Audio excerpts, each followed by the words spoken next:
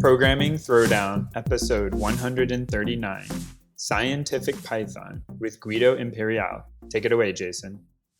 Hey, everybody. So if you're following Hacker News or you're following these various sources, you've probably heard about Scientific Python. It's becoming a really important way for people to try and do numerical computation and solve really difficult problems. There's a bunch of really awesome libraries for that, and we'll definitely cover that in detail. And we have Guido Imperiale here from Coiled to tell us kind of more about it. So Guido's an open source software engineer for Coiled. And, I think we're all really grateful for having Guido on the show to lend us his, experience and expertise. So thanks for coming on the show, Guido. Hi, everyone. Cool. So, before we dive into what is Scientific Python, why don't you give us some background about, what have you been up to? What kind of led you to Coiled, and how did you get involved in Dask and in the overall SciPy community? Well, I have 10-something years in risk management, in banking and insurances in Italy and UK. And what risk management is about is simulate all financial instruments or the whole balance sheet many, many times. And a lot of financial institutions use obscure closed source software, which tends to be very, very slow and inefficient and really unwieldy. So in one of my previous jobs, I was faced with this software, and I decided, nope, I'm going to rewrite it from zero. And I needed a really, really big hammer to break down the problem, and I realized that Dask was just right. Cool. So why don't you dive into that a little bit? So I've heard stories of banks running their own version of Python. I think, Patrick, you mentioned this in an earlier episode. There's like Bank Python or something like that. And so what about closed source software at the companies you were at? What about it was sort of unwieldy and difficult to use? First of all, it was a piece of software designed 30 years ago, back when multi-threading was not a thing. So first of all, it's all traditional design of have an iteration on a single point, go through to the whole depth, and then go back. It had no benefit whatsoever from SIMD and AVX or parallel multi-threading. It would be really, really painful. It was written in C++, but that was the only saving grace. And then that was the simulation part of the software. The aggregation part was written in Java, and it was even worse. To give an order of magnitude, the reporting part was taking 5 days over to run every time 5 days exercise with 2 people who did nothing else but throw kicks at the software whenever it was hanging. And it was running on 20 hosts with 380 gigabytes of RAM each. We are talking about now 10 years ago, so that was expensive hardware. Wow, yeah, that's wild. And I came, I saw, I rewrote. And by the time I left 5 years later, that exact same algorithm, instead of 5 days and 380 gigabytes of RAM, was running in 2 hours and 20 gig. So this is interesting. So you saw this, huge Java, C++, kind of monolith, right? And I mean, it's really inefficient. How do you get started on a project like that? I mean, do you sit down and write a document explaining every bit and piece? Do you start by converting small pieces? Like, how do you go about doing such a transformation? Okay, first of all, in any such kind of environment where you have a massive piece of software, that legacy software that you need to tackle, forget about rewriting the whole thing in one go. You just can't. You will fail. You will end up in a 5 years long project that never delivers, and management will pull the plug on it, guaranteed. So it is imperative to follow a bit of mantra of agile and deliver as small a piece as you can every time to keep stakeholders happy. And that piece needs to integrate as good as possible with the legacy software. And yes, that means that you will have a 20% of throwaway code, but it's the way to go, because at all times during this transformation process, which takes, in the end, it takes 5 years, don't get me wrong, stakeholders can see, oh, now this little piece was rubbish and now it's super fast and super stable. And they start getting their appetite wet for the next big thing, and they will be happy to keep bankrolling your project. Yeah, that makes sense. Yeah, I think one of the challenges is where there's this sort of meme. It's like, yeah, there's 18 different messaging platforms. I want to make one that unifies them all. Now there's 19 platforms, right? And so you're going to, in the short term, kind of add another piece. Actually, so this the rewrite that you did, that was using Dask and Python, correct? And XRA, yes. And okay, got it. So there was a moment there where you had to kind of convince people to add another language and add, complexity to that project. How did you go about doing that? That was actually easy because I did not start from Dask. That project was around this third-party software written in C++ and Java. There was an ungodly amount of Bash and Perl scripting, and which, if anybody had the pleasure to work with it in a serious size, it's impossible to deal with. As soon as you get beyond 2 pages of code, Bash becomes unusable. It becomes untestable and really, really hard to read. If you have a newbie programmer on the team, they will not understand why with parentheses space works and parentheses without space doesn't work. So it's really, really bad. And Perl is, well, I mean, there are actual competition about obfuscating Perl, and I leave it at that. I've seen things that you mortals cannot even comprehend. I've seen Perl programs that generate at runtime Perl regular expressions worth 5 pages, which are then fed into a second Perl interpreter to parse the actual content. Yeah, this is brutal. It's insane. So that was the situation I came in, and I realized nope, and I started rewriting piece by piece, script by script. We're talking about thousands of individual small scripts, everything in Python, adding tooling on top of that, or a customer specific tooling, some of which by the way, it is now open source. Look up pshell on PyPy, on PyP. Is it B shell, like Pshell, as in BSH? Python shell, pshell, Oh, Py. Okay, got it. pshell. Not to be confused with PyShell or Python shell or any of the other variations which were already Oh, taken. wait. So how do you spell this? How do you P spell your version? P shell. Oh, just P shell. Okay, Yeah. got it.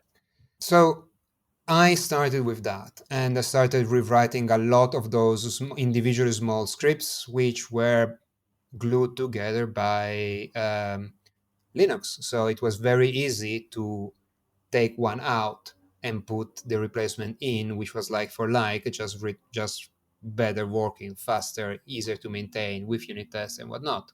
And by the time I replaced the majority of those, I had a common library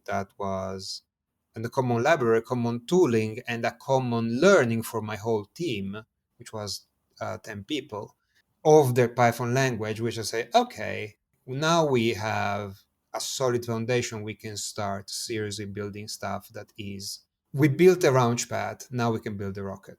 Yeah, that makes sense. So, were there any people who were just really sympathetic to the current version and you had to sort of win them over, or was everybody pretty happy to get rid of the current version? Everybody was very happy to get rid of Bash and Perl. There was an initial problem with somebody management that forced us to use Python 2.6. That was back when Python 3.3 was out already. So that was a very bad decision, and we had to pay that technical debt because of that decision for several years to come. After many years, we just replaced everything with 3.6 or something. Yeah, that makes sense. Did Python 2 have typing, or did that come Yep. with It's 3? got nothing. It's got Okay. Absolutely Without not. typing, I can't imagine writing any serious Python, like more than 200-300 lines. No, we wrote, as a matter of fact, we wrote the whole thing before typing was a thing. But typing is very recent. It started being usable around 3.5-ish, let's say 3.6, really. Hmm. And they're adding fundamental bits every version. Got it. Yeah. I feel like before that, people probably just were heavy users of like is instance and asserts and these other just basically runtime, having to do the typing at runtime. Well, you still do that. I mean, but yes, typing helps a lot, of course. So we have this big rewrite effort along the way. At some point, I guess you built the launchpad to your point, and then you said, now we can change this from being, I guess, pure Python or just using like lists and dictionaries and all of that. Now we can change it to doing more BLAS type approaches that are going to be much faster.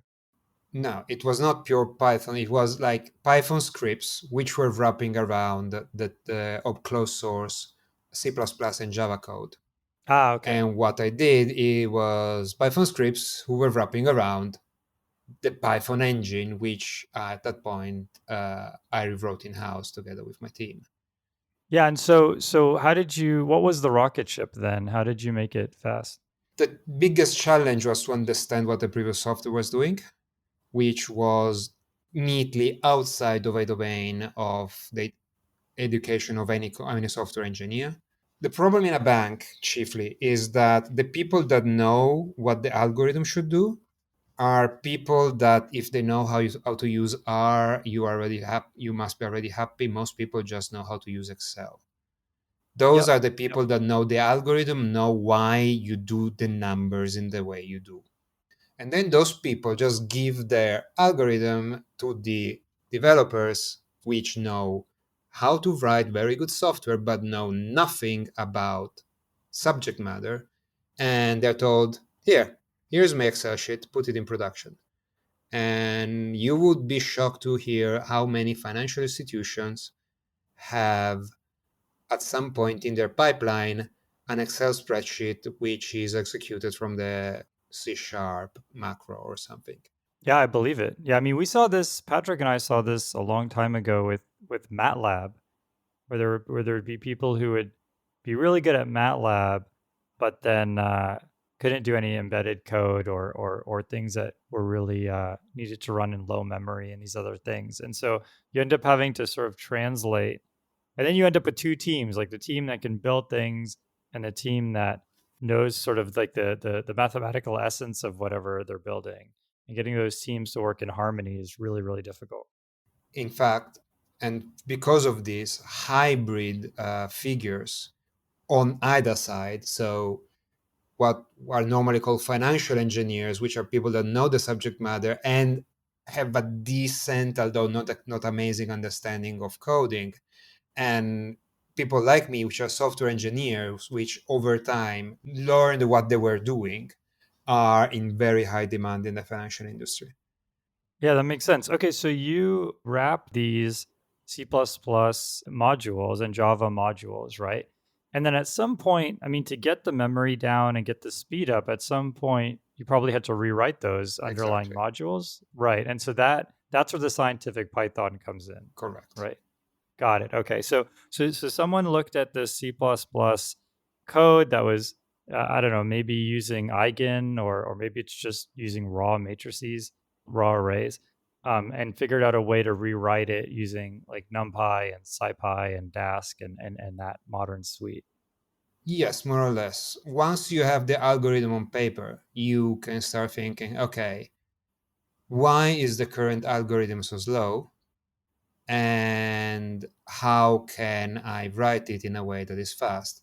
And as I was mentioning before, the immediate thing that jumped to the eye is that this C++ software was written before SIMD existed. So there was no vectorization of any kind. Mm-hmm. And the Java one was that expensive in terms of memory because it needed to load as an input 50, 60 gigabytes of data. And then it needed to do successive iterations on that. And it was very obvious that at all times it was keeping the whole thing in memory. So Dask is very, very good at this, namely, where you can have a baseline data on disk, and you can load into memory just a little piece you need, crunch it, and then release it. Yeah, that makes sense. Yeah, I mean, if you need random access, then running on something like Dask where it's distributed is really nice because you can still get the random access, but you don't need everything on one machine.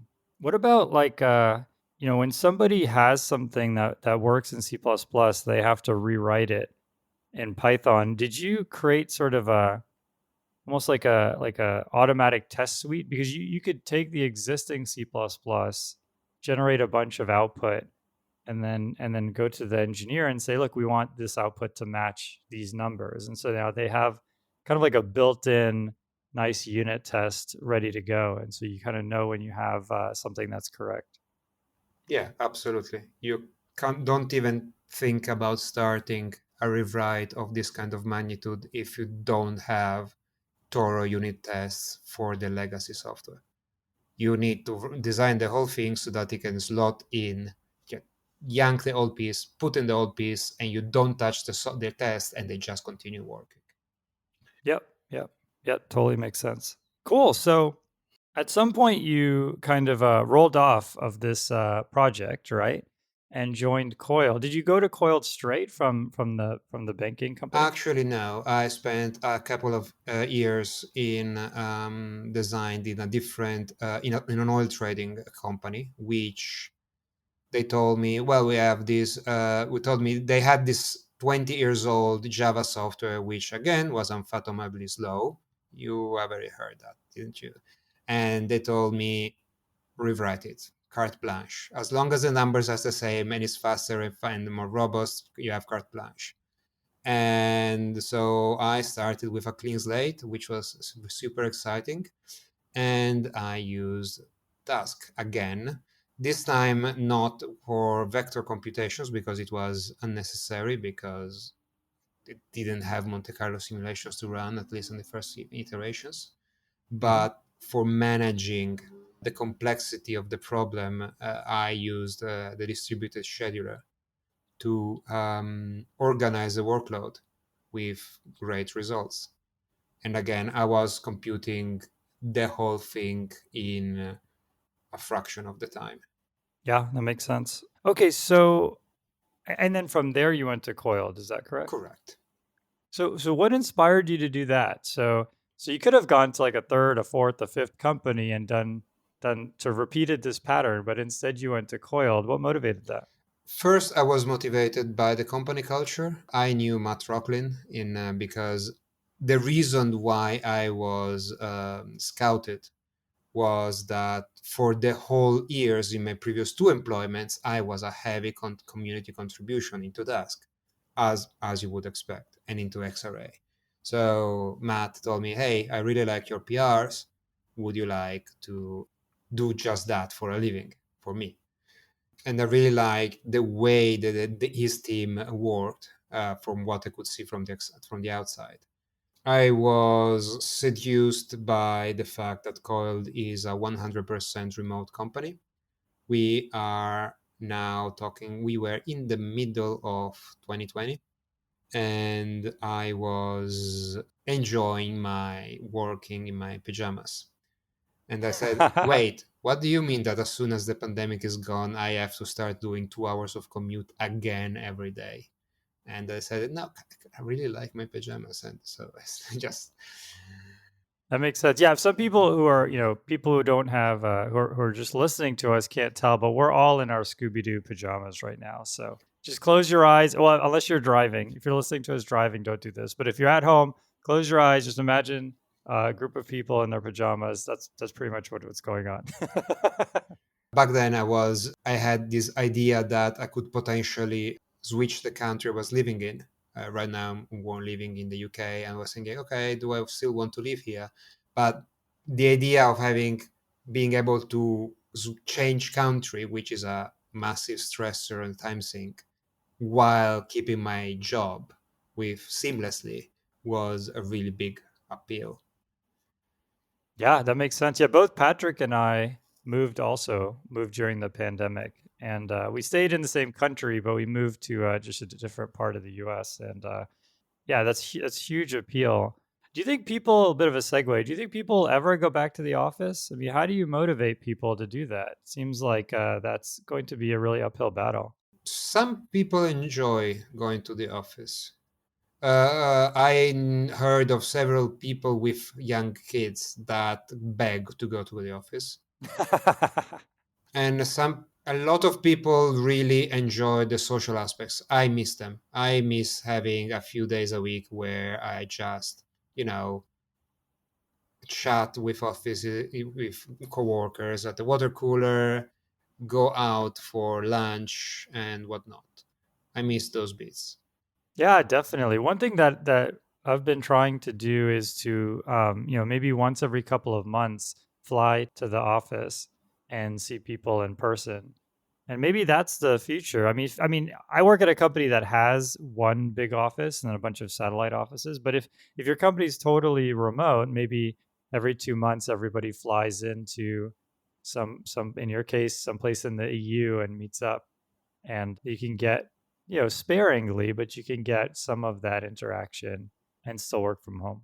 I think that this is a massive opportunity for co-working spaces. I think that there's a massive amount of people that are in my same situation, that my closest coworker is 2 hours from train away. The second closest is 3 hours by plane away. And it would be nice to be just in an office space where I can have water cooler chat and possibly go out and have lunch with somebody that is friendly, even if I am a software engineer and they are a fashion designer. Why not? Yeah, that's a good point. I'm in a co-working space at the moment, and there's not really anything that binds the different workers together. We all have our own. I mean, for security reasons, we all have to have our own key, so I can't go into some random company's office and bum around. But the common spaces are pretty much empty, and I think that you hit it on the head. There's an opportunity there, and like it'd be nice if like the building had some kind of event for anybody who is working there, right? Yeah. Cool. Okay, so let's dive into. I want to learn more about Coiled, but let's put a bookmark in that for now and dive into the topic. What is scientific Python? How is that different than Python? Or like, what is that? How do you define that niche? I would define it with anything that involves very large numerical computations, which means science proper, like geoscience, weather analysis, but also you have AI, and machine learning. You have finance. All that requires gigabytes and gigabytes of data, graph resolution of some sort, like for example social network analysis. That is also scientific computation. Got it. And so, what are the sort of main tools that people use? We talked about Dask. Dask is definitely one of them. What are some other tools that people use?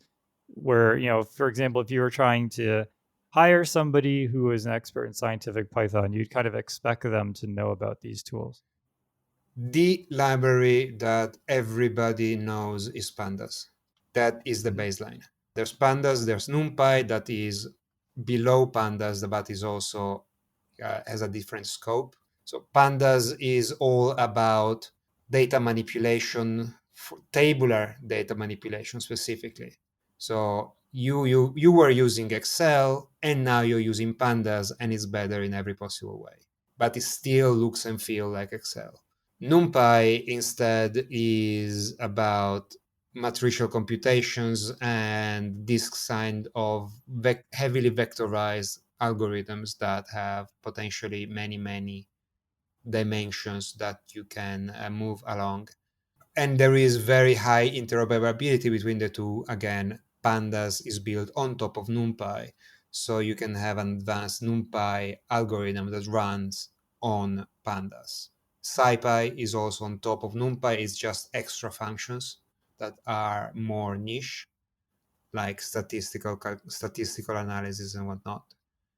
If you put everything together, you will end up with something that somewhat resembles R, although R is still king when it comes with really, really exotic algorithm that only exists in one paper circa 1996. Mm-hmm. That paper had code attached to it, and you can guarantee that code is in R. Yeah, that's a good way of explaining it. So, yeah, at a high level, the reason people use Excel is because tables are probably the easiest way to think in a vector with a vector mindset, right? And the reason why that's important is because if you do an operation on a vector, that vector can be very large or even unbounded. You could work with it in an atomic way. So, for example, if you look at R or MATLAB, you can have two matrices. The matrices can be really high dimensional, even arbitrary number of dimensions with respect to your program. And you can just do A plus B. And as long as the dimensions are equivalent, or even sometimes if they're not, there'll be some fan out operation. But in general, as long as the A and B have the same dimensions, you just do A. Literally in your code, you write A plus B, and you get the sum of those two. The other part of it is, and people can try this, if you grab Octave, which is the open source MATLAB, or if you grab MATLAB and you have two vectors, you do A plus B, it'll be done like super, super fast, right? You can also write a for loop in MATLAB, and you can say, for I 0 to the size of the vector, C is equal to C of I is equal to A of I plus B of I. And that will take forever, right? And so what the reason is because when you do A plus B under the hood, it's not just a for loop.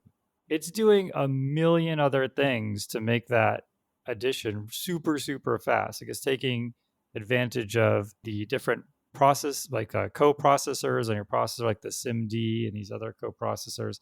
It might be running on the GPU, depending on if you're using something like JAX or one of these things, it'll actually farm that out to the GPU, the graphics processing unit. Or even in the case of Dask, it might send that part of that sum to another machine or to many other machines and then go and collect the output. And so in all of these cases, you're able to work at a really high level and you're able to do the same operation many, many times on many different data atoms very, very quickly. And that's something that Excel kind of also gives you. In Excel, you can say sum A. It's very, very terse and it's very fast, and it sums the entire column super quickly. So it's all kind of with that kind of a mindset that we can get a lot of stuff done without having to be experts on the GPU and SIMD and all of that stuff. Yes, except that there are two big things to point out. The first one is that the amount of library that is available for Excel is a tiny fraction of what you have on NumPy. Mm-hmm. And the second big thing is reproducibility. So one of the biggest problems with Excel is that you have your VBA code and your in-cell formulas mixed with your data. And as soon as your data changes, you will need to start thinking, okay, how do I keep my software, meaning my VBA and my in-cell formulas, while swapping the data? And for a regular piece of software, that's trivial. The software is the software, the data is the data. And you have a command that says software.py or .exe, input file, output file, or something like that. In Excel, it's not like that. It's the same file. And I've seen the most horrible things to work around that. And inevitably, you will end up with human error, with stuff that simply stops working because the software has been corrupted by new data or something bad like that. Or there was a manual step in updating the data that was not performed just right. And now there is a subtle difference in the output that you will not notice because you forgot a validation step that would be otherwise redundant. So that's a colossal problem. And then you have, how do you put Excel code in version control?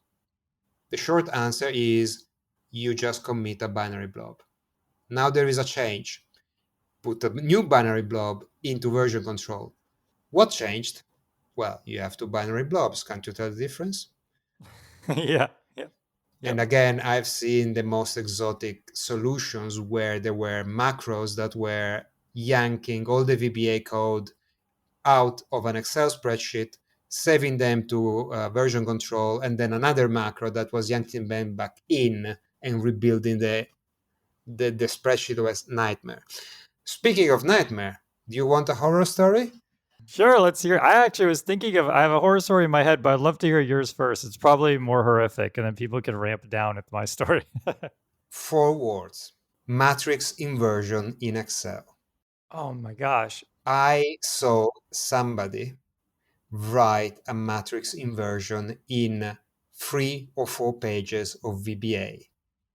It was 4 pages of VBA. It was running. It was like a 10,000 by 10,000 matrix, so substantial.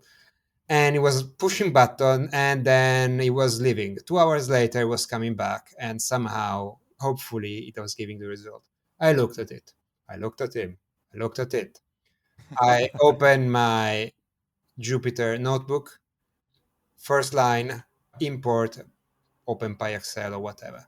Second, import Pandas. Second line, load the data from his input Excel spreadsheet. Third line, invert. Fourth line, save out. I looked at him. Push button. 40 milliseconds later, the program was done. Yeah. He looked at me. I said, "Oh, I didn't know you could do it." Yeah. I would be worried if you knew. Oh my gosh. Yeah, I have a similar story where I'm going to throw my brother-in-law under the bus. So my brother-in-law is really, really good at math, got like a perfect on the math SAT. So I'm gonna set him up to knock him down here. But he's really good at math, but he's not a computer scientist. He's an economist, right?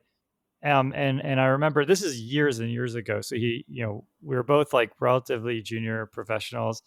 And he asked me to take a look at his laptop because, of course, everyone with a CS degree is also an expert in IT, right, in your family.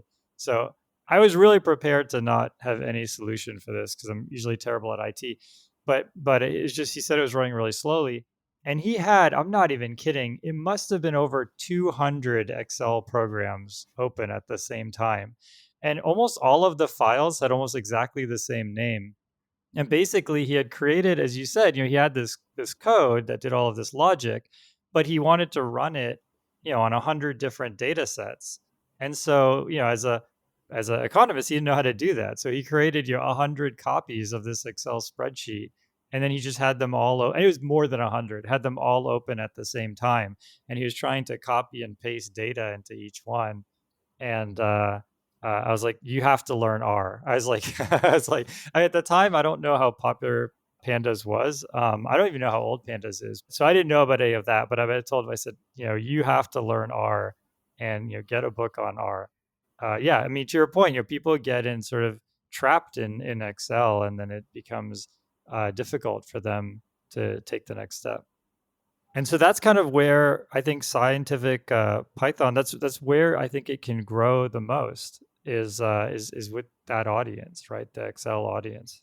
So how do people, let's say, people out there like my brother-in-law and like other people who might be really good with Excel, how do they get started with scientific Python? Like, what's a way they can ramp into that? There are plenty of tutorials out there. First, they should start with the Python tutorial, which is generic, and it teaches them like basic for loops, and already that will give them the tools to awkwardly read a CSV file, do some calculations on it, and then write it out. And then from there, they should start with a Pandas tutorial specific for scientific Python and realize that all that for loop that they wrote in pure Python, where they were opening the CSV file and reading cell by cell and calculating cell by cell. Actually, that becomes 3 lines in Pandas, and it's a lot faster as well. One thing that's different, with Excel, it's reactive, right? With Pandas, it's imperative, right? So, with Excel, you change the data and then the answer just magically appears, right? And so how do you get people to sort of make that paradigm shift from, everything is reactive and sort of, it's like Excel is like a true functional programming language, right? How do you go from that to something like Pandas where it's, a script where you read in the data? How do you get people to make that paradigm shift? I think that for anybody that uses Excel professionally, reproducibility and removing human error is the sell. Yes, Excel is reactive, which is great if you want to prototype something. But then if you want to repeat the same operation every other week, and you want to repeat it exactly the same way, and you want your replacement to repeat it the day that you're on holiday, Excel is doom. You will get it wrong. You will introduce human error in these 20 different manual steps that you need to repeat the exact same thing. And the idea is you have input data, which is a plain formula-less Excel file or CSV or whatever, or a web page. And you have software that you push button, and you're guaranteed that if you push button twice on the same data, you will get the same output. And if you want to change one thing, you can have version control, and you can say, okay, a push button. Oh, I don't like these numbers, but I remember a week ago it was working. Go back in version control 1 week. Push button. Oh, now it works. Okay, what changed? In Excel, at best, you have binary blob versus binary blob. In Python, you have those 5 lines that somebody changed and they shouldn't have, and you can blame it and fix it accordingly. It's a much better living. Yep, that makes sense. Cool. Yeah, I think that makes sense. Do you recommend people go from Excel to R to Pandas, or No. go straight to Pandas? Skip R. There is no need for R nowadays. Again, unless you are a scientist that needs that one specific algorithm that somebody wrote 20 years ago and is barely almost unknown. But even then, there is a really nice library, which I cannot remember the name, which can wrap R functions, and you can work on NumPy objects. Cool. That makes sense. Yeah. So for folks out there, if you go from Excel straight to Pandas, you're going to see these constructs like data frames and wonder sort of, a lot of Pandas is inspired by R. And so the inspiration might be a little bit lost on you, but I agree. I agree with Guido. I think you go straight to Pandas, and you don't necessarily need to know the whole history there to get, up and running and get proficient and get, effective. And for those that miss the fumbling around bit of Excel, I think that using a Jupyter notebook helps him immensely. I always prototype my new code on Jupyter notebook, and only at a later date, when I want to productionize it, I move to PyCharm. That's my personal preference, at least. I find it a lot faster for prototyping. Yeah, that makes sense. What tool do you use to share Jupyter Notebook results? Do you do the export to HTML, or do you have like another tool that you use for that? If I just want to show them to somebody on the internet, I may publish them to a GitHub gist, or if I'm gonna share them to somebody that doesn't know what Python is, I will do a save as to HTML. Yep, that makes sense. So cool. So yeah, I think we covered this in really good detail. Just to recap for folks out there, so NumPy is a BLAS, and BLAS stands. Let me step back a little bit. So BLAS is basic linear algebra system, and so the idea is, again, going back to that vector add. You want to do A plus B, and you want it to be a component-wise add really quickly. And so BLAS basically provides you with a way to And BLAS is pretty low level, like C or C++ or even Fortran. BLAS is written in AVX assembly. It's very, very highly optimized.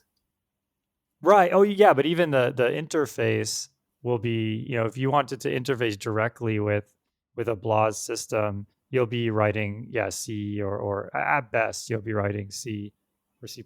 So, and yeah, you're right. Under the hood, it's all custom written assembly code that's, optimized for a million different architectures, et cetera. And so that's how people have done, scientific computing in general, especially how scientists have been able to do it without having to sort of rewrite that from scratch, because that could be really difficult. And there's issues with precision. There's times where you want to change the order of operations. The thing that comes to my mind is actually the log sigmoid, where often you want to get the log likelihood of a sigmoid function. And it turns out if you do the sigmoid and then you do the log operation as two steps, you incur a lot of imprecision. And so your answer ends up being very imprecise.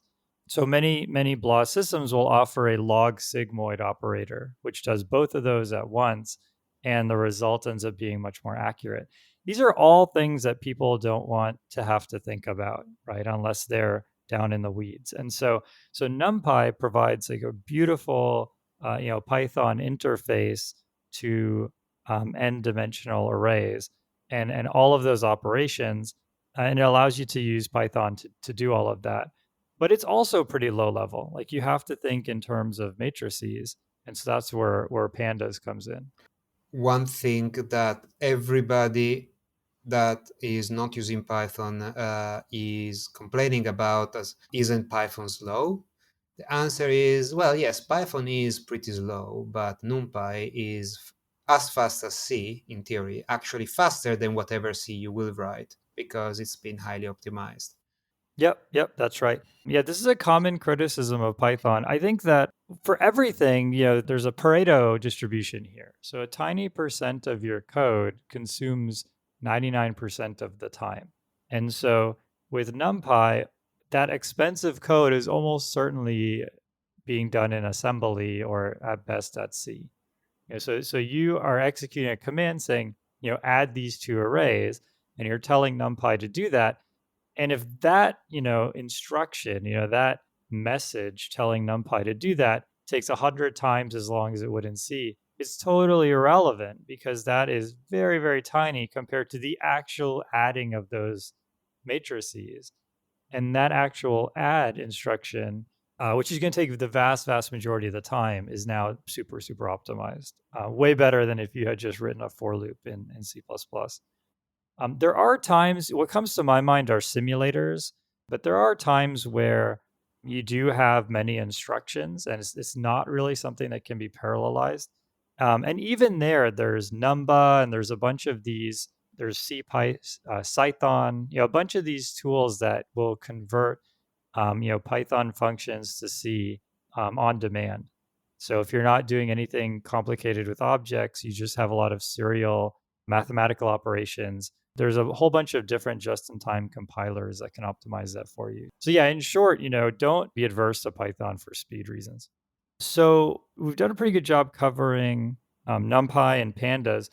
The thing that Dask does is take it to multi-node. And that I think is really, really interesting. And I have to confess, I don't actually know a lot about that part of it. I'd love to know more. So multi-node is, how do I take this operation that now runs really fast on my machine and get it to run on, 100 machines, even if they're in my office, or if they're, even better if they're in the cloud somewhere. And how does Dask actually do that? How does it run your code remotely? Right. So traditionally, distributed computing has been very low level.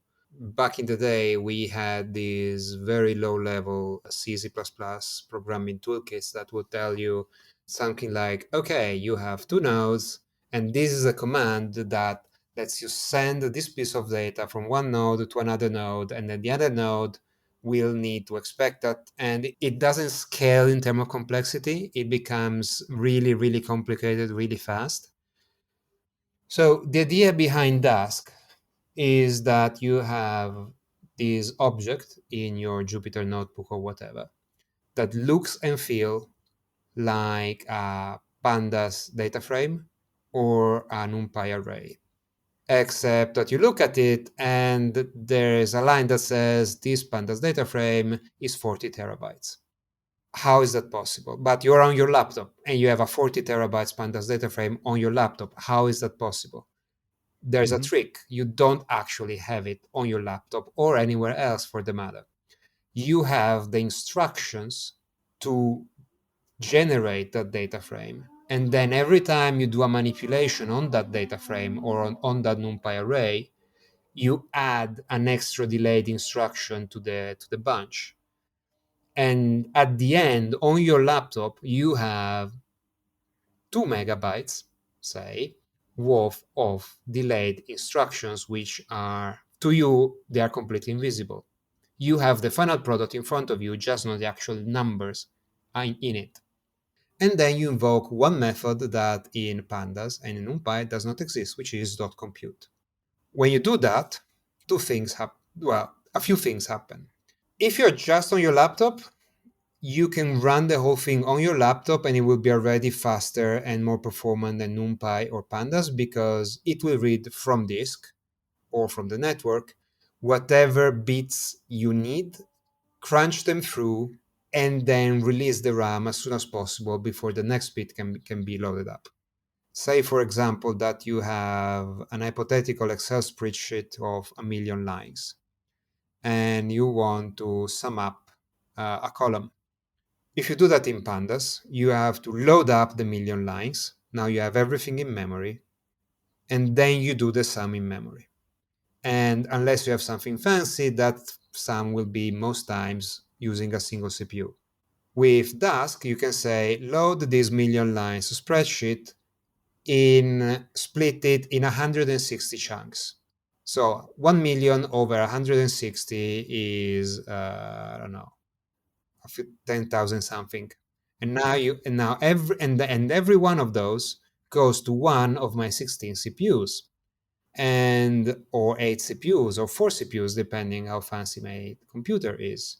And it does not matter how many CPUs I've got. I have split it in 160 chunks, and Dask will take care of it, of saying, okay, load the first one. Well, as soon as you start finishing loading the first one, do the partial sum of that column that you want, and now you have one single number, and then you can release it. In the meantime, I see you've got 7 more CPUs that are idle. Load the second one, and the third, and fourth, and the eighth. By the time you finish loading the first one, load the ninth on the first CPU, and so on.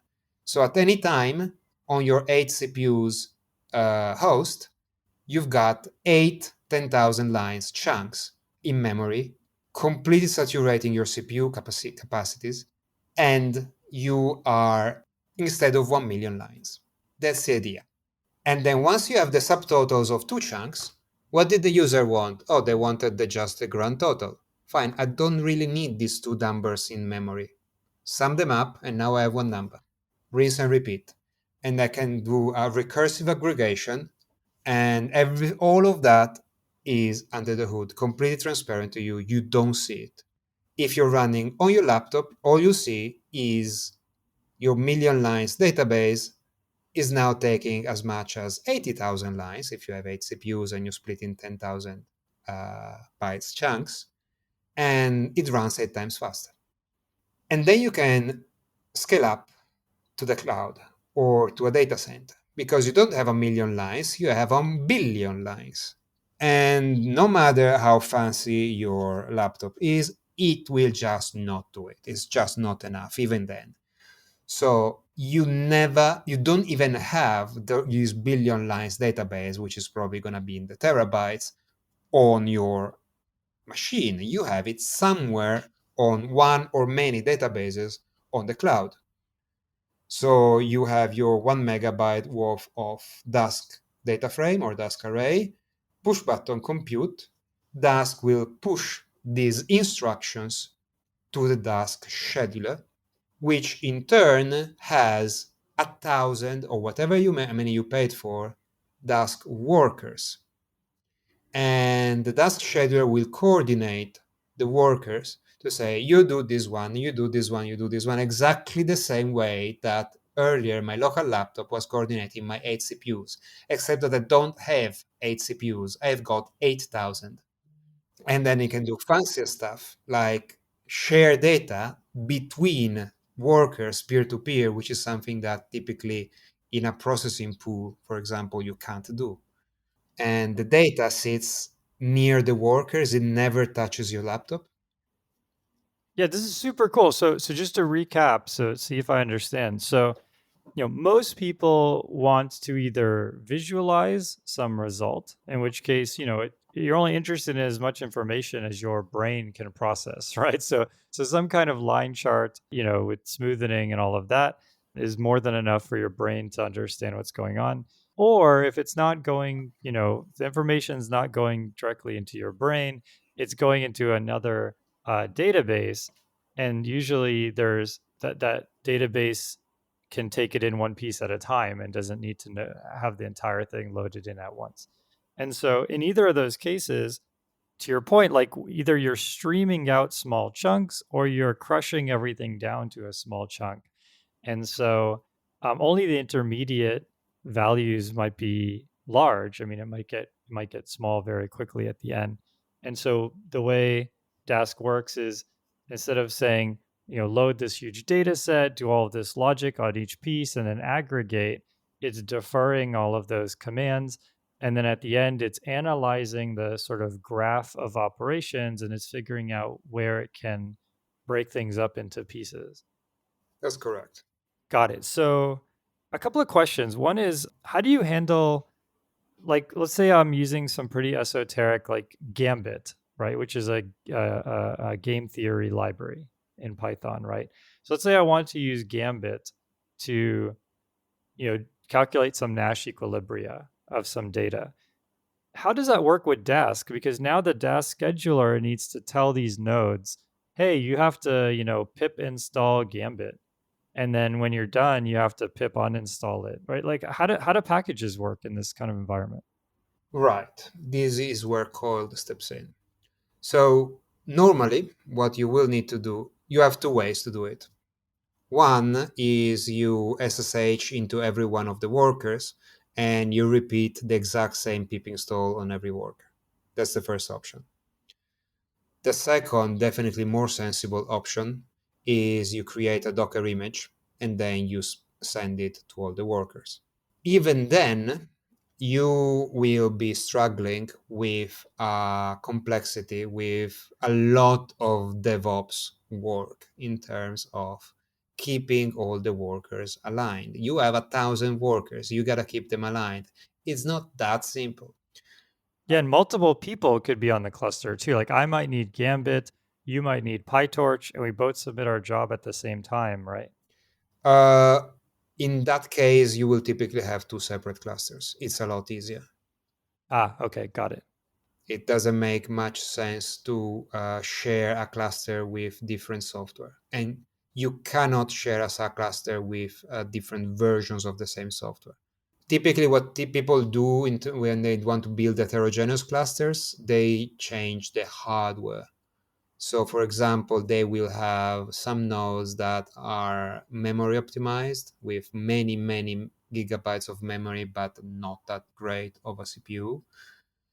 With compute optimized nodes, which are built for heavy lifting but cannot store that much data, and the GPU nodes on the side. Got it. But so let's say I have a Docker image, and my Docker file is, pip install Gambit, and I submit my job along with this Docker image. So then the Dask scheduler tells these nodes, I guess, run this Docker container, and then inside the Docker container do this computation, and then tear down the Docker container. Is that how it works? No, it's the other way around. The Docker container will also contain the Dask scheduler and workers, plus all the software that you need. And you will start Dask scheduler or Dask worker from inside the Docker container. So it's up to you to deploy the Docker container on the hosts and then start everything. And that's where Coiled steps in, the company I work for. with the idea being that all of this work is a lot, and it potentially months worth of DevOps engineering time to have it in production scale and that many workers. And if you are a lonely data scientist in that has the money for it because maybe your company bankrolls you but doesn't have the human resources to support you in your work, you can just push button and fire up 1,000 workers in a matter of minutes with Coiled, which you just specify, I want these packages, push button, and Coiled will build Docker for you. You don't need to know a single line of Docker file syntax. You just need to know your algorithm and which libraries you want to have. If you're prototyping in a Jupyter notebook, Dask will do something fancy, which is pickle the cells of the Jupyter notebook so that you don't need to install everything remotely beforehand. You can change your code on the fly in your Jupyter notebook cell, compute, that code is pickled entirely, not just the reference to it, and sent to the worker in real time so that in theory you could have generic workers that just have NumPy, SciPy, and Pandas installed, and that would be enough. Yeah, one thing that Google Colab does, which I thought was pretty cool, is you can do like bang pip install inside of Jupyter. And so when you do like bang pip, that tells Google Colab that this is a pip install command. Yeah, it somehow gives you I guess you run inside of some kind of Docker or VM, and then you pip install whatever you want, and at some point Google like just terminates that machine running that Jupyter notebook. And so in this way, like you don't have to pass Docker to Google. I feel like, yeah, you could do something similar as long as it's just Python. You're not trying to install any kind of OS level stuff. I don't believe that you can pip install stuff on a running cluster, but again, if you're using Coil, rebuilding a cluster is a matter of 10 minutes at most if you're rebuilding the whole Docker image at all. Oh, interesting. Yeah, okay, that's an interesting way of doing it. Yeah, I like that. Yeah, because yeah, especially at bigger companies, you have a lot of different teams, and different teams are using different packages, and they're all running on the same cluster. Or in this case, they're running In this case, they're this. not. Yeah, maybe the cluster is not the right word. They're running On the same hardware. Yeah, they want to do distributed computation. Maybe I'll put it that way. So they want to run their task at the same time. And so yeah, to your point, it's like why not just build an ephemeral cluster for each team, right? As a matter of fact, a company that I was working for was doing exactly the other way around. They was having one cluster managing at the same time 4 or 5 different versions of the same application software that they could run in parallel, and it was not a good design. There was a lot of compatibility issues, a lot of integration issues. You had to do integration testing every time. Does this version, or does the latest version of the cluster software collaborate correctly with the older version of the application software? It wasn't great. I find that whole design was because the whole thing was bare metal, was born in bare metal, and hadn't been migrated properly to the cloud. It was designed well before Docker. And with Docker, none of this makes sense, to be honest. You can just have your own specific version of everything, and you have a bunch of Docker images that you just distribute, and you don't need to care. And if somebody else wants to run a different version of the same thing on the same resources, fine. It's Docker. You will not even see them. Right. Does Dask then play nicely with like like the auto scheduling and auto scaling and all of that in Kubernetes? So let's say you have a bunch of people running jobs, and then it's 6 o'clock, everyone goes home. Does Dask know to sort of like tear down those nodes and everything? Indeed, it does. Dask has a functionality called adaptive scaling, which does exactly this. You tweak how many seconds does a worker need to be idle before you tear it down, how much pressure do you need to have in terms of queue of tasks piling up in queue before you spin up a new worker, and everything goes up and down on the fly. Yeah, that is super cool. So I can imagine something where you like MD5 or you SHA sum your requirements, your Docker container. Actually, Docker container already is summed, but basically, if two people have the same pip packages, they could get on the same cluster, and you could use some kind of hashing to make sure of that. But if someone revs one of the dependencies, or shows up with a totally different program, they would get a unique cluster that would scale up and down for them. Yeah, and again, this kind of functionality, it comes in Dask straight away, and you have packages like Dask Kubernetes. If you want to install it yourself, it will cost you quite a lot of DevOps to have it right. If you use Coiled, you have it out of the box. Yeah, actually, this is very timely because we just did an episode on Kubernetes, and inspired by that episode, I personally went and did a bunch of digging. I finally got a Kubernetes cluster up and running where I had an ingress proxy, which I learned a few days ago for the first time. But basically, it's this thing where when you visit the cluster, you get authenticated. There's some SSO through like Google Auth that sets some cookie, and then once you're authenticated, you can get into the cluster for real. It doesn't bounce you out. And I have a few services on there that now each service doesn't need its own auth because I've put auth on the entire cluster. But that whole thing took me multiple days to figure out. I was on Google, I was on Wikipedia, I was looking up a bunch of articles on Medium, and I was hacking my way through it. And and it's currently kind of held together with duct tape. So that is just to make it so that you can securely log in to this Kubernetes service, right? It took forever, and so it's definitely not worth it. I mean, if you could use a something that's managed, actually, yeah. So how does Coiled handle authentication? That's kind of a good kind of segue. I'm not familiar with that piece of the part of the software. I am focused on the Dask distributed.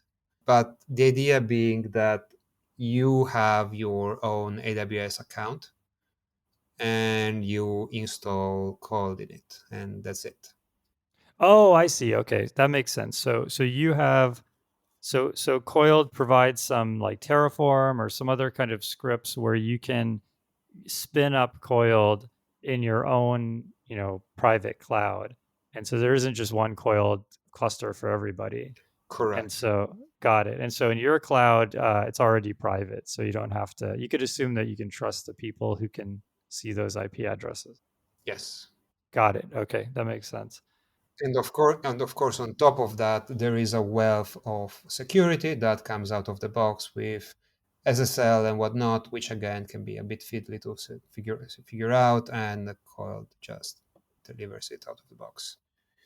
Very cool. Okay, so I think we covered a lot of things in really good detail. So you run Dask, you create a bunch of operations in Dask. At some point, you say .compute, and then up until then, everything has been instantaneous because it's not actually doing anything. It's just deferring it. When you say .compute, that's when everything pauses. Dask goes off and crunches all of that, and then comes back with those answers. One other question: how do you deal with things that are difficult to decompose? Like you mentioned, matrix inversion, right? Matrix inversion is a difficult operation to run on, for example, 100 nodes, right? It's not impossible, but it's not trivial. How does Dask handle something like that? That's where the fancy code comes in. It's all about copying over data when it's needed, where it's needed, and all of that happens automatically for you. So you will end up with multiple copies of the same pieces of data, meaning that the total amount of memory cluster-wide will be somewhat higher than if you were running on a single host. There are algorithms that figure out how to try to keep the number of copies alive at any given time at a minimum. Got it. Okay. Yeah, that's some gnarly stuff. That's yeah, that's, as you said, that's where the really complicated code is. Maybe for something like matrix inversion, there's even some specialized implementations that are, distributed friendly.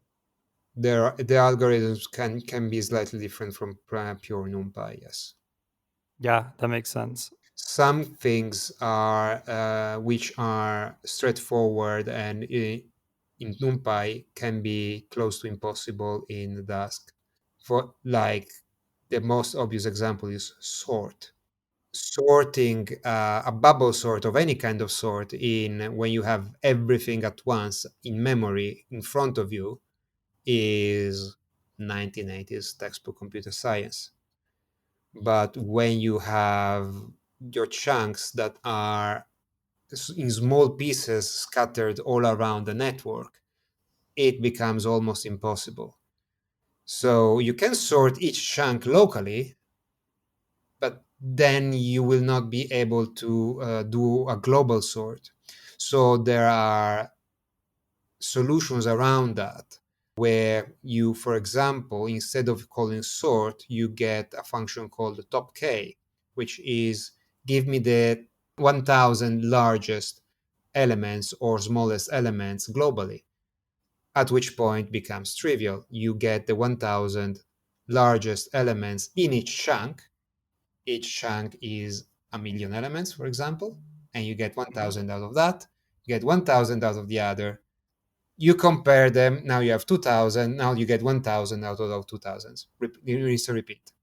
You again have something that is distributed friendly. But you had to change the algorithm at that point. You had to let go of a piece of algorithm that you actually didn't care about, which is the bottom 9,990,000. Yeah, right. Yeah, I remember working on sorting in MapReduce a really long time ago. And I think what we did was we had each node compute the quantiles of their piece of the data.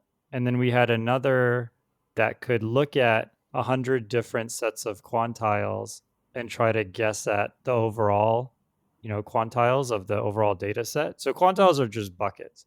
If I had the sorted data and it was broken up into buckets, where would those boundaries be? Once you say, I know roughly 10% of my data is between 0 and 10, another 10% is between 10 and 100, another 10% is between 100 and 200. If you have that rough estimate, then you can give each of those buckets to a new node, have them sort in order, and then now you have something totally sorted. If you know like each bucket is strictly greater or less than the other, right? But you're right. It's like that's not 90s textbook stuff. That's like it starts to get really complicated and it requires you to do a lot of like statistics that are approximate. And so you lose all your guarantees. Yes. And another thing that is normally done is called rechunking. So if you really, really need all of your data in a single piece, you will realize that actually you need all your data along a certain axis on a single piece. So for example, let's say that you really need a sort, or you have a matrix that is 1,000,000 lines by 1,000,000 columns, and you need it sorted by row. And let's say you have it chunked in 1,000 by 1,000 squares. You can't sort that. What you can do is call a rechunk. And now instead of have 1,000 by 1,000 squares chunks, you have 1,000,000 lines, single chunk by a single column. So the individual size of of every chunk is the same as before, but now it's sortable in place because you have it in memory all at once, but you still don't have the whole matrix in memory. Oh, interesting. Really, really interesting. Cool. So, yeah, this is fascinating. I'm going to have to really do a deep dive personally on Dask and learn a lot. I think folks out there, actually, if someone wants to learn Dask, what is the best way they can learn that? There are plenty really good tutorials on Dask.org. Got it. So go to dask.org, check out the tutorials section. Do you recommend people learn on their laptop or should they get a machine in the cloud? Does it really make a difference? It does make a difference the moment you want to deal with sizable data. If you're just learning and fumbling around with a few kilobytes or megabytes of data, your laptop is fine. The hello world, air quotes, because of course doesn't make much sense, in Dask Right. takes less than a millisecond to run. Compare it, for example, to a hello world in Spark that takes, I think, 2 to 5 seconds, something ridiculous. Because Yeah. Dask scales down a lot better than, say, Spark. And then you can scale up from that, and you can work on your laptop, and then you realize that, oh, now I want more data, and now my laptop is dying, and now you scale to the cloud with the exact same software. This is, as a matter of fact, what I do normally. I work with a reduced data set locally, which is super fast, on my Jupyter notebook, play around with it, and once I have the algorithm nailed down, I take the exact same algorithm and I connect to a Dask scheduler and crunch it. Instead of the laptop, I send it to the Dask scheduler on a data set that is 1,000 times larger. Yeah, that makes sense. Totally. Yeah, it's really nice. Actually, this is something that is missing in a lot of modern compute is the ability to run locally and then switch to running at scale and then switch back. So I'm thinking right now of Kubeflow and there's this determined AI. There's a lot of these solutions for running in the cloud, running parallel operations in the cloud. But if you write for them and you find a bug and you want to reproduce that bug locally, you're stuck. You can't really do that. And so you end up in this really painful loop where I submit my job to the cloud, I go get a coffee, I come back, oh, I missed a colon, I submit it to the cloud, go for a walk, and so just the iteration time goes just plummets, right? And so it's nice to have sort of it all in one unified interface where you can say, okay, I clearly have a bug that is independent of my data. And so I'm going to pull 1/1000th of the data. I'm going to run the whole thing on my laptop 20, 30 times, get the bug fixed, and then go back to running at scale. That's really nice. Cool. So let's jump into Coiled, the company. So, tell us a bit about Coiled, the company. How long has it been around, and how long have you been there? Coiled has been around for, I believe, a year and a half, and I've been there for a year. Actually, a year and a half now. With 2 years the company, a year and a half me. Oh, okay, got it. So about how many people are there now? Around 50 something. Got it. And I know it's remote. Is it concentrated in the EU? Is it really all over? It's most of the people just happen to be in the US, but now we have a half dozen people in the EU, one in India. We used to have a couple in Australia that turned out to be problematic because our company meetings were at 6 a.m. in the morning for them, which was not really sustainable. Yeah, that makes sense. So it's been around for a couple of years, about 50 people. I mean, that's actually a lot of growth. I mean, to go from 0 to 50 in 2 years, it takes a lot of coordination to get that many people onboarded. I mean, that's a person every 2 weeks. Yeah, very cool. So are you, what's sort of the plans going forward? Are you hiring full time? Are you hiring interns? All of the above, none of the above? I don't believe we are hiring interns right now. We have a page with careers. If you want to have a look at it, if you want to send your CV, you are more than welcome. Cool. And so what time zones are you supporting? So you mentioned India, the US, and the EU. Is that pretty much the time zone block, or what are the requirements there?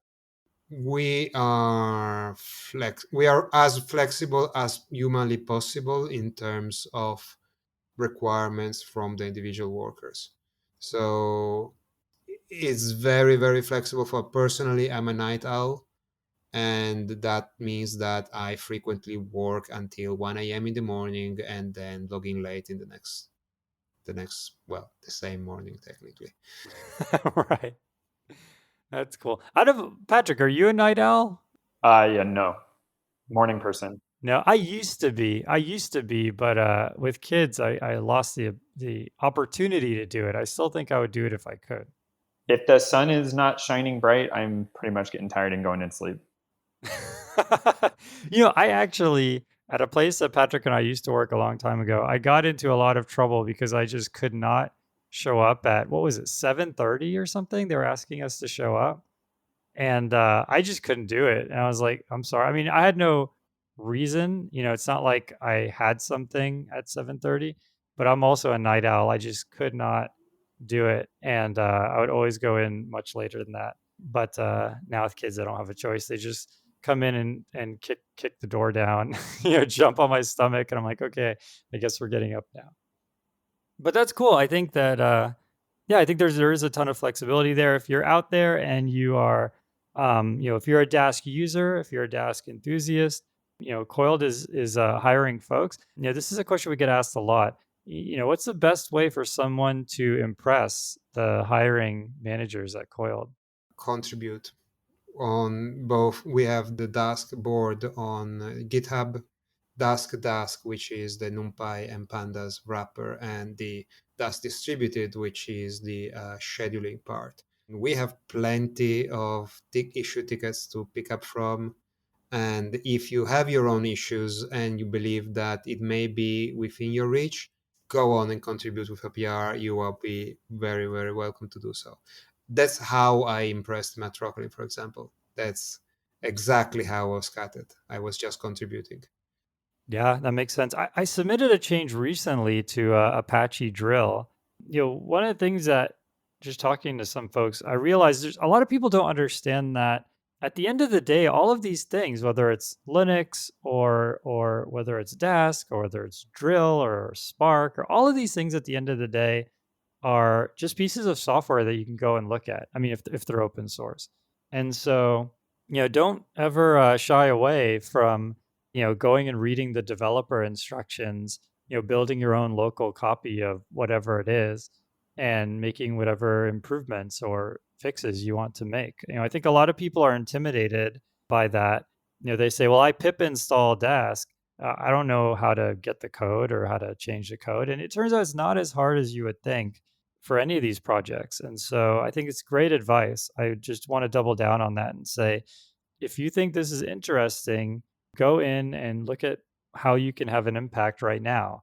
And that's going to be the best way to, signal not only to them, but to yourself, like for you to sort of confirm with yourself that this is something that you really enjoy and are good at.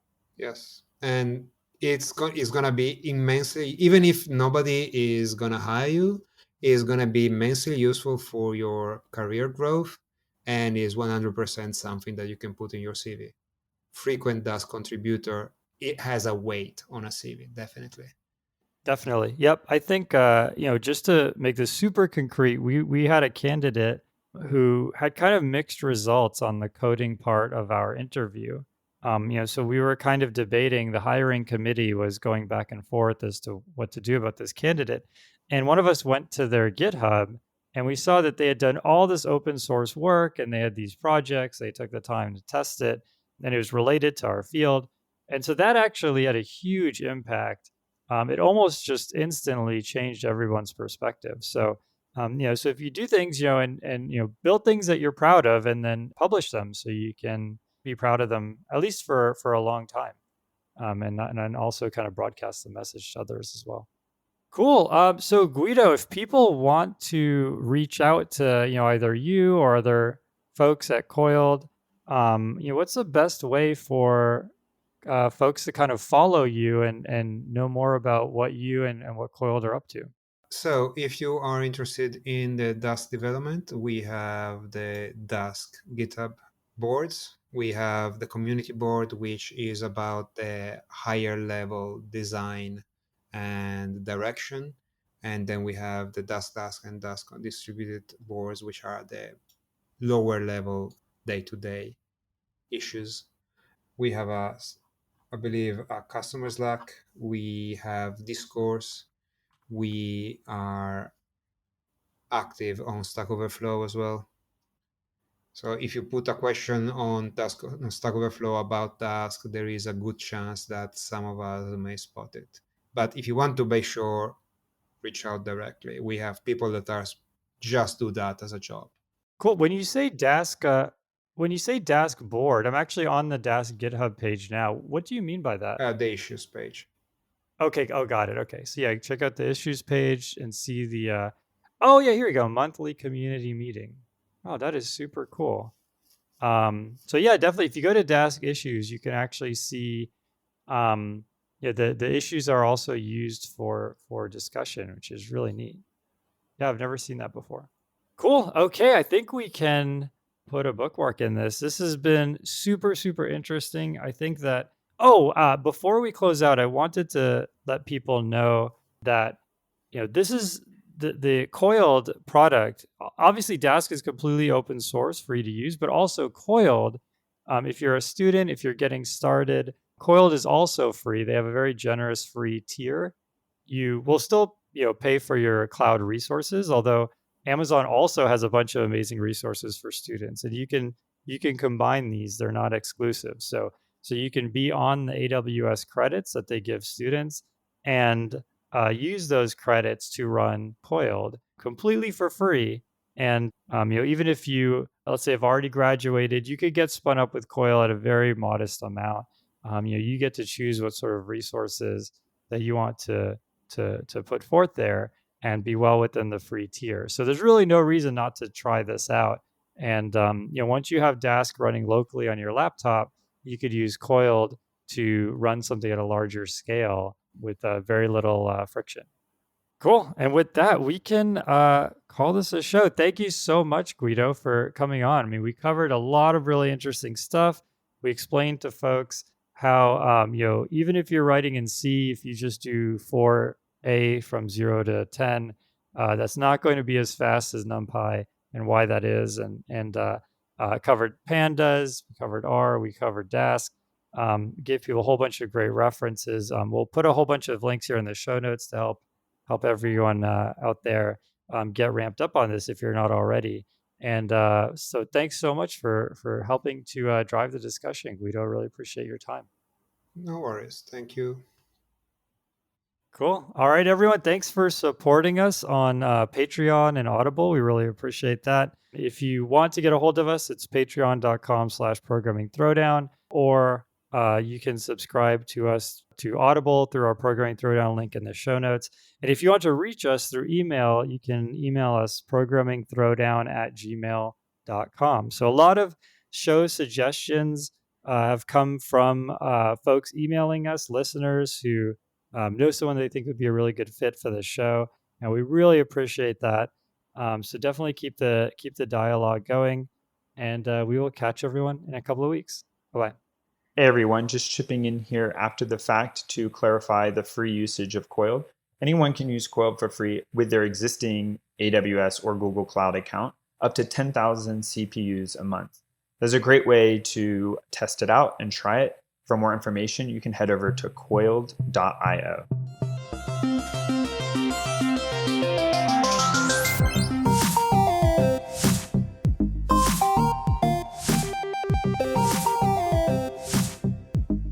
Music by Eric Barndollar.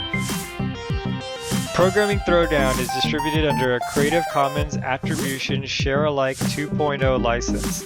You're free to share, copy, distribute, transmit the work, to remix, adapt the work, but you must provide attribution to Patrick and I, and share alike in kind.